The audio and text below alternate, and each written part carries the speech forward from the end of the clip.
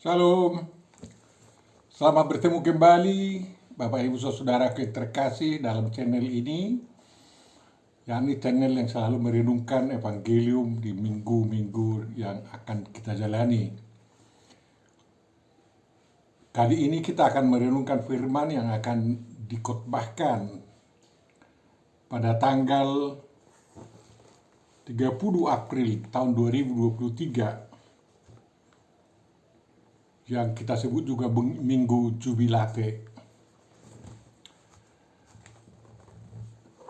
Juga saya mohon pada kesempatan ini agar saudara-saudara juga yang belum mensubscribe, subscribe-lah dan ajak kawan-kawan kita mensubscribe. Dan tentu saja saya mengucapkan banyak terima kasih bagi kawan-kawan yang sudah mensubscribe, membunyi loncengnya, like-nya, dan terutama yang mengkomentarinya. Tuhan memberkati kita semua. Untuk memulai perenungan kita, mari kita terima penyertaan Tuhan. Damai sejahtera Allah yang melampaui segala akal budi manusia, kiranya memenuhi dan memelihara hati dan pikiran Bapak Ibu Saudaraku yang terkasih dalam Kristus Yesus Tuhan dan Juru Selamat kita. Amin. Bapak Ibu Saudaraku yang terkasih, firman yang akan kita renungkan pada kesempatan ini ditentukan dari Mazmur 100, semua ayatnya 1 sampai 5. Lain memberi judulnya Pujilah Allah dalam baitnya. Mari kita baca Mazmur ini dan kita perhatikan apa yang dikatakan pemazmur, dan selanjutnya akan kita katakan juga. Mazmur untuk korban syukur. Bersorak-soraklah bagi Tuhan, hai seluruh bumi. Beribadahlah kepada Tuhan dengan sukacita. Datanglah ke hadapannya dengan sorak-sorai. Ketahuilah bahwa Tuhanlah Allah. Dialah yang menjadikan kita dan punya dialah kita, umatnya dan kawanan domba gembalaannya. Masuklah melalui pintu gerbangnya dengan nyanyian syukur, ke dalam pelatarannya dengan puji-pujian. Bersyukurlah kepadanya dan pujilah namanya. Sebab Tuhan itu baik, kasih setianya untuk selama-lamanya, dan kesetiaannya tetap turun-temurun. Demikian firman yang akan kita renungkan. Berbahagialah orang yang mendengarkan, memahami, menghayati, dan mengamalkan, melakukan firman Tuhan. Amin. Bapak Ibu Saudaraku, perenungan ini diberi bingkai tema bersukacita karena pemeliharaan Tuhan. Sungguh sangat luas sebenarnya itu. Yang pertama, di awal renungan ini kita camkan dulu bahwa seruan bersorak-sorai itu juga dikenakan kepada kita. Karena pada hari-hari ini adalah hari-hari merayakan kebangkitan Yesus Kristus, kemenangan atas kematian. Karena Tuhan kita itu setelah bangkit, ada lagi 40 hari dia bersama murid-muridnya di dunia ini, dan barulah dia naik ke surga, dan 10 hari kemudian dia mengutus Roh Kudusnya, sebagaimana Dia janjikan, yang kita sebut juga roh penghiburan, Roh Kudus. Bapak Ibu Saudaraku yang terkasih, kita pantas bersorak-sorak apabila kita memahami, apalagi menghayati makna penderitaan, kematian, dan kebangkitan Yesus Kristus. Kalau kita tidak pahami itu, pasti sangat sulitlah kita bersorak-sorak pada kesempatan ini. Apa rupanya yang telah terjadi kepada kita oleh karya Tuhan Yesus dalam penderitaannya, kematiannya, kebangkitannya, atau turunnya Dia ke neraka, lalu kebangkitannya. Itulah yang memperbaharui hidup kita, yang mentransformasi hidup kita dari hidup yang lama menjadi hidup yang baru. Kita sebelumnya ciptaan lama dibuat menjadi ciptaan baru, sebagaimana telah kita renungkan pada minggu-minggu kita yang lalu. Dengan demikian kita bisa memanggil Tuhan kita itu Bapa, yang artinya Dialah yang pedulikan kehidupan kita di dunia ini, karena kita sudah dimasukkannya sebagai warga kerajaan Allah di bumi ini. Jadi bukan tidak bertanggung jawab kita, harus ada tanggung jawab dan kerja kita di sini. Kita harus menghadapi kerajaan dunia ini dan mengubahnya menjadi kerajaan surgawi yang diinginkan oleh Tuhan Yesus Kristus. Kita akan membawa penghuni bumi ini atau manusia, semua bangsa-bangsa, menjadikannya menjadi murid Tuhan Yesus Kristus, mengajari mereka untuk melakukan apa yang diajarkan atau diperintahkan oleh Tuhan Yesus kepada para pengikutnya, Bapak Ibu Saudaraku. Tujuannya adalah agar agar bumi atau dunia ini benar-benar menjadi dunia yang baru, dan Tuhan bersukacita melihat keadaan dunia ini, dan Dia sangat senang akan memberkati umat manusia yang menyadari dan menghayati karya keselamatan yang dikerjakan oleh Tuhan Allah di dalam penderitaan, kematian, turunnya Yesus ke dalam kerajaan maut, dan bangkitnya Yesus pada hari yang ketiga. Dan sesudah itu 40 hari Dia mengkonsolidasi murid-muridnya dalam rangka menegakkan kerajaan surgawi di bumi ini.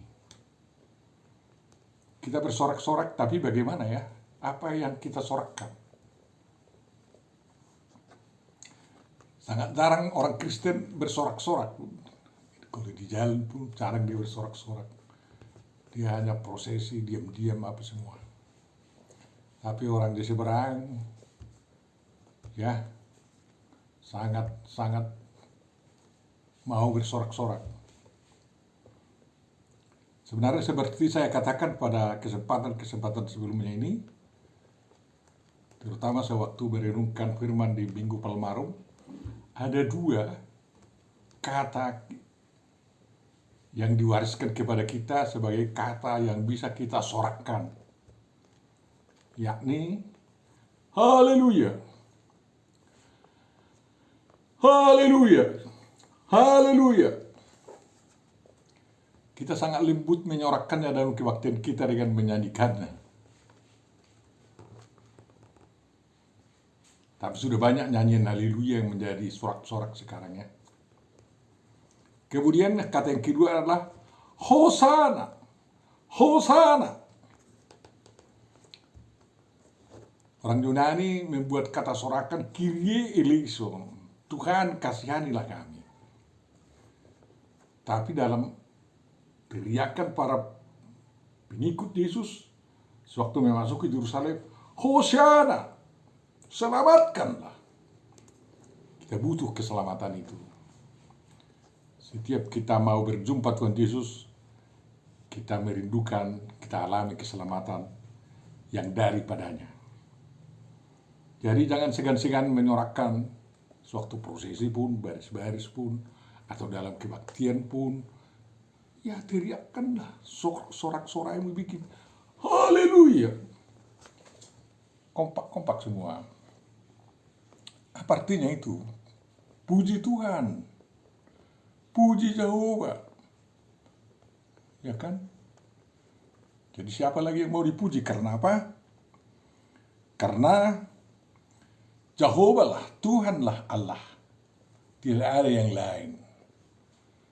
Yang lain-lain disebut Elohim, El ke sana. Atau ilah. Tidak ada namanya. Tapi dalam Alkitab tegas dikatakan nama Tuhan kita itu adalah Yahweh, Jehovah, Tuhan. Yang artinya Dia ada, Dia hadir. Dia membuat ada, Dia mencipta, Dia memperbaharui. Itu arti nama itu. Dan nama itulah yang dituliskan di bagian tempat kudus atau maha kudus daripada bait suci di Yerusalem. Dan nama itu oleh orang Kristen diganti dengan simbol hero, alpha omega, hero, kan kayak gitu. Karena apa? Kita perlu tahu tegas siapa Tuhan yang kita puji. Ada namanya. Dan nama itulah yang kita kenal di dalam nama Yesus. Jehovah Yasa. Yahweh menyelamatkan. Itulah sewaktu firman menjadi manusia, Tuhan bekerja untuk menyelamatkan seluruh bumi, seluruh dunia. Dia rela menjadi anak domba Allah yang memikul dosa atau memikul dosa dunia demi mengalahkan maut dan menganugerahkan kehidupan yang sebenarnya kepada manusia yang menyambutnya. Jadi yang diajak kita untuk bersorak-sorai adalah seluruh bumi. Jadi pohon-pohon, batu-batu, gunung-gunung juga, hewan-hewan, semua harus bersorak-sorai, mengagungkan Tuhan, memuji Tuhan, Bapak Ibu Saudara. Kemudian sorak-sorai kita tidak menjadi omong kosong. Karena apa? Kita datang beribadah pada hari-hari sucinya, di hadapannya, atau waktu-waktu ditentukan untuk memuji Dia. Namun kita beribadah, menjadi ebit Tuhan, menjadi abdi Tuhan di sepanjang hidup kita. Itulah beribadah. Dan itu harus kita lakukan dengan sukacita. Karena apa? Karena begitu besar kasih Allah akan kita, akan dunia ini, sehingga tidak ada yang akan binasa, melainkan beroleh hidup yang kekal. Bapak Ibu Saudaraku. Jadi sungguh sangat layak atau wajib kita bersorak-sorai datang ke hadapannya. Sorak-sorai yang menunjukkan sukacita, bukan omelan-omelan. Bapak Ibu Saudara. Dia Tuhan kita, Dia menjadikan langit dan bumi, firman-Nya yang berkuasa di situ. Dan firman-Nya itu yang membuat kita menjadi manusia baru menjadi ciptaan baru, ya. Dan dengan demikian penebusan yang dilakukan itu membuat kita menjadi miliknya, sehingga kita menjadi huria di hadapannya, milik Tuhan, milik kurios di hadapannya. Bapak Ibu Saudaraku yang terkasih, kalau kita kepunyaannya, kita hurianya, tentu saja kita akan patuh kepada yang memiliki kita. Ada sesuatu yang abnormal, yang salah, apabila satu milik itu tidak tunduk kepada pemiliknya. Jadi pemiliknya yang berhak menggunakan bagaimana itu miliknya, ya. Jadi kalau kita milik Tuhan, huria Tuhan, tentu saja kita harus rela digunakan oleh Tuhan sesuai dengan kehendaknya. Tidak masalah entah itu jalan penderitaan atau jalan sukacita atau jalan senang. Semuanya yang menjadi kemuliaan bagi Tuhan, asal kita memahami dan tujuannya kita tahu. Bapak Ibu Saudara, kita umatnya, kita amnya. Aku percaya kepada gereja yang khusus am, ya. Jadi gereja itu selalu am, kita umat itu, ya, bukan hanya jemaah. Kita umatnya bukan hanya goim, bukan goi. Am artinya bangsa yang sudah dipilih oleh Tuhan menjadi miliknya dan dikuduskan untuk melakukan kehendaknya. Jadi siapapun yang merasa dirinya yang dijadikan umat Tuhan, dia sudah milik Tuhan dan dia sudah sukarela untuk setia kepada Tuhan.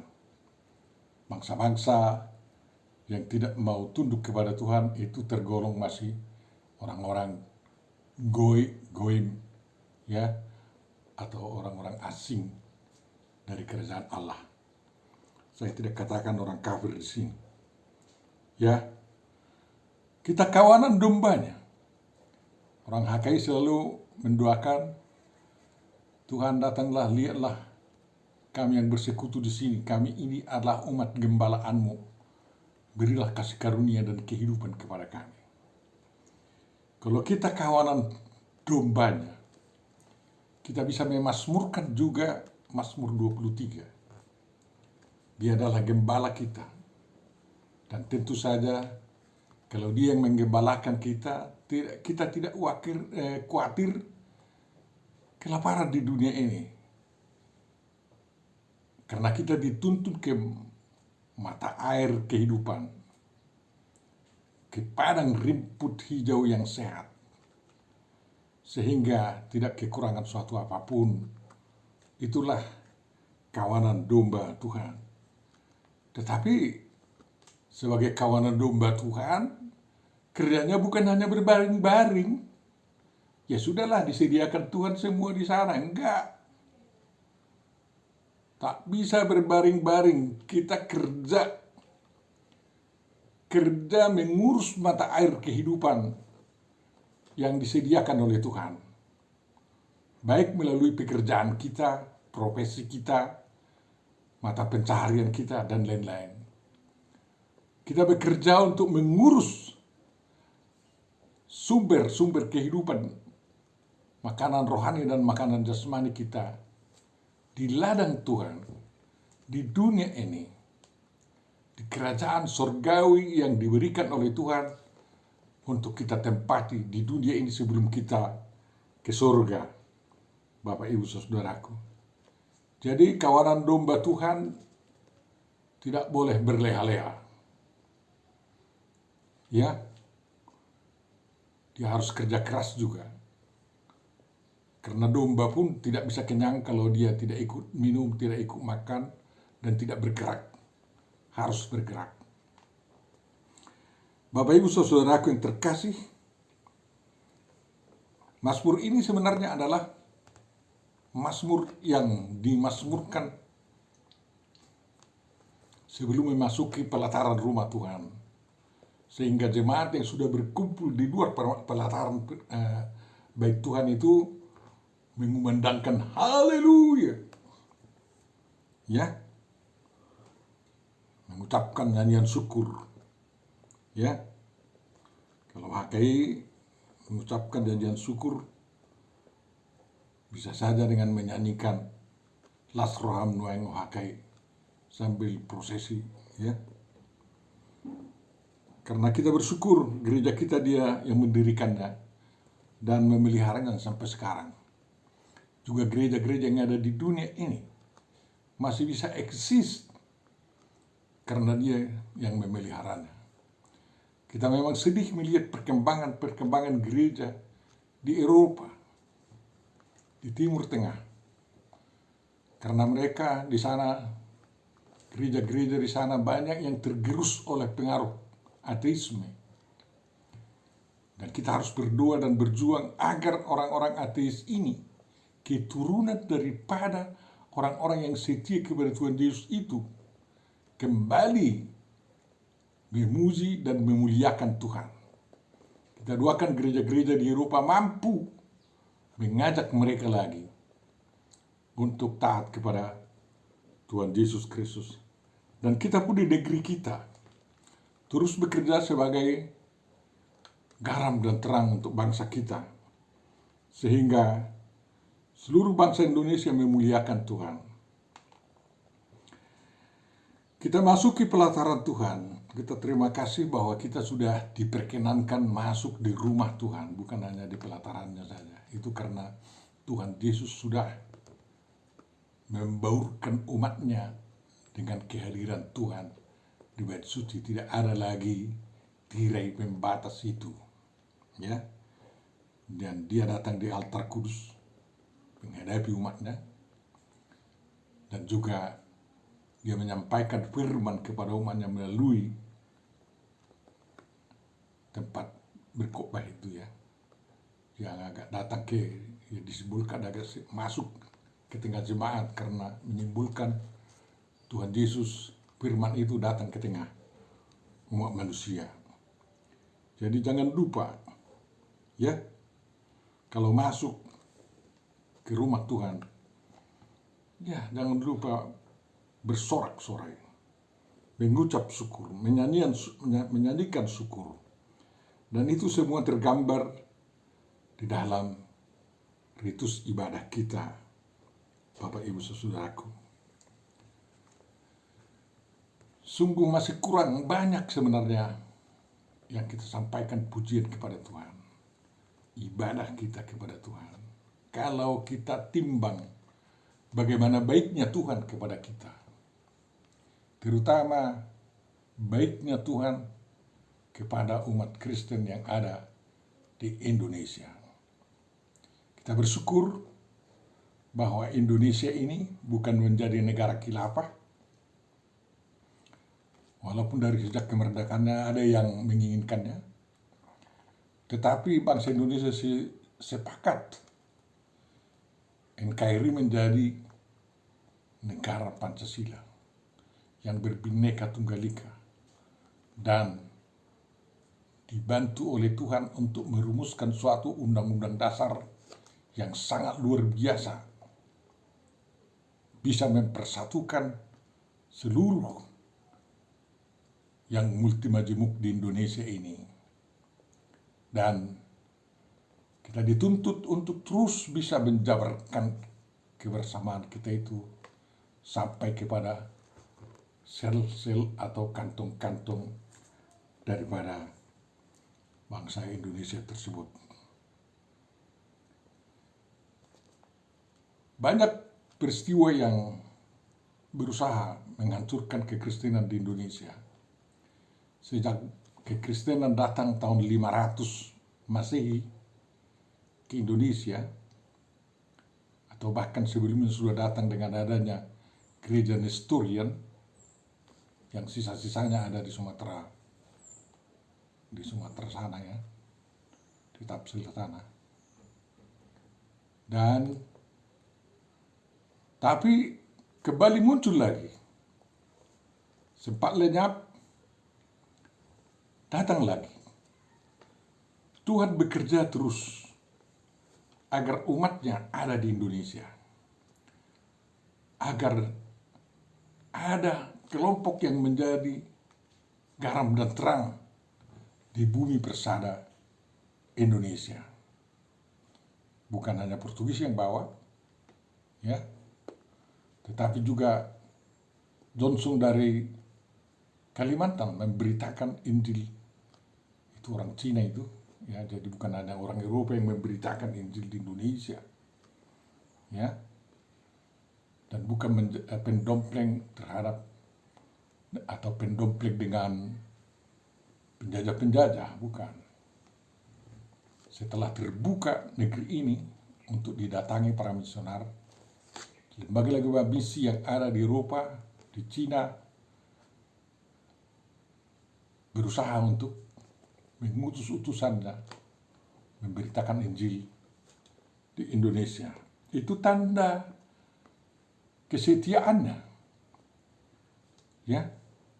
Sewaktu negara Indonesia diguncang juga oleh revolusi-revolusi,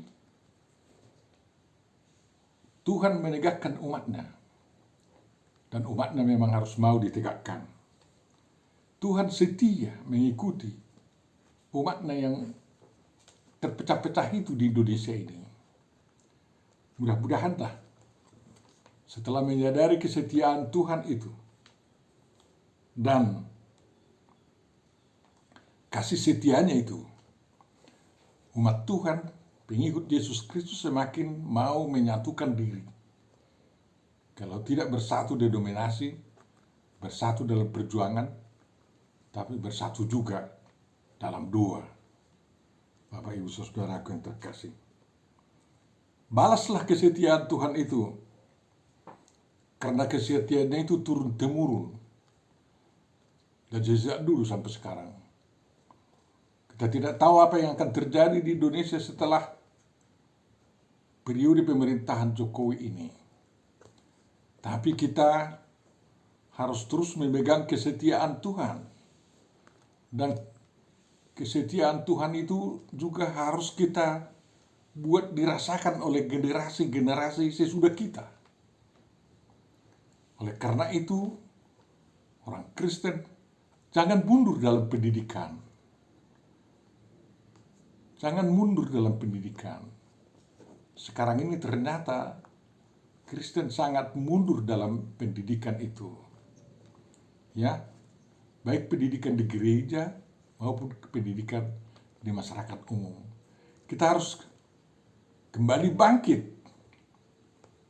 untuk tegaknya kerajaan Kristus, karena tegaknya kerajaan Kristus di dunia ini, di Indonesia ini, adalah demi kemaslahatan umat manusia.